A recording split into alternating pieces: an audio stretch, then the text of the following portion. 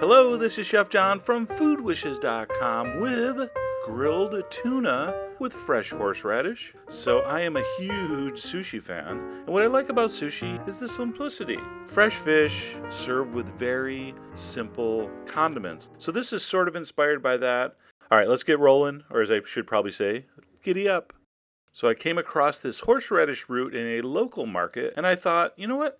I love wasabi, which is a type of radish. So here we go. I wanted to keep this very, very basic. So the base here, the delivery system for our grated horseradish is going to be simply some soy sauce with an equal part of seasoned rice vinegar. A little, maybe half a teaspoon of sambal, just to give it a different kind of spiciness. So the horseradish is going to give us one kind of heat, all right, and the sambal sort of another type. So once my base was done, I simply took a knife and trimmed off sort of the bark, all right, that dark outside of the horseradish root. I took my micro plane grater and I shaved fresh horseradish into that mixture. And how much? I had no idea. I just kept shaving and shaving. I wanted it really intense. I wanted that soy and vinegar mixture to just be completely permeated and dominated by the fresh horseradish.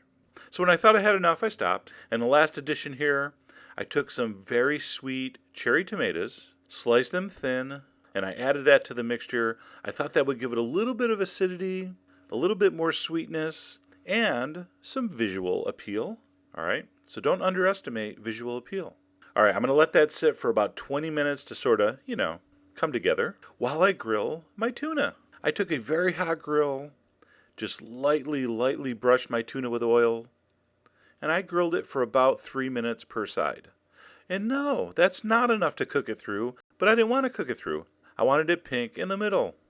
Of course, I got to give it my diamond-shaped grill marks, just to show off. And we've done demos on that before. You just give it a little half turn, and you got grill marks, just like on the magazine covers. And as I watched this grill, I thought to myself, this would be fantastic with swordfish, mahi-mahi, what else? Pretty much anything. Salmon, okay? So don't ever only do stuff like I show you. All right, 3 minutes or so per side. I was happy. I was done. I took them off. I spooned over that beautifully simple, yet exploding with flavor, soy, rice vinegar, horseradish mixture. You can see my beautiful tomatoes. And then to finish off, I thought, hey, let's grate over some more fresh horseradish. Because it looked so cool, and it smelled so unbelievable.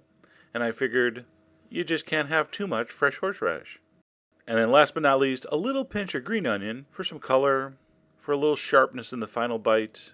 By the way, you don't want to grate horseradish ahead of time, because if you leave it out in the air, it oxidizes and apparently turns bitter. And we don't want that. Who wants that? Okay? So grate this at the last minute, and there you go. That's a beautiful plate of food. And for a first-time experiment using fresh horseradish, I thought came out beautifully. By the way, very interesting how horseradish came to be named. So you want to check out the blog post to learn all about that. Hey, you never know when you're going to end up on a taproot-based trivia show and could use this info. So you're welcome. So let me give this a taste. Oh yeah. Just as I imagined, if you like soy sauce with wasabi in it, you're probably going to like this soy mixture with freshly grated horseradish. A very similar flavor profile. By the way, please excuse me from using the phrase flavor profile. It's getting a little overused these days. So anyway, if you can find fresh horseradish, I really hope you give this recipe a try. All the ingredient amounts are on foodwishes.com, as usual. And as always, enjoy.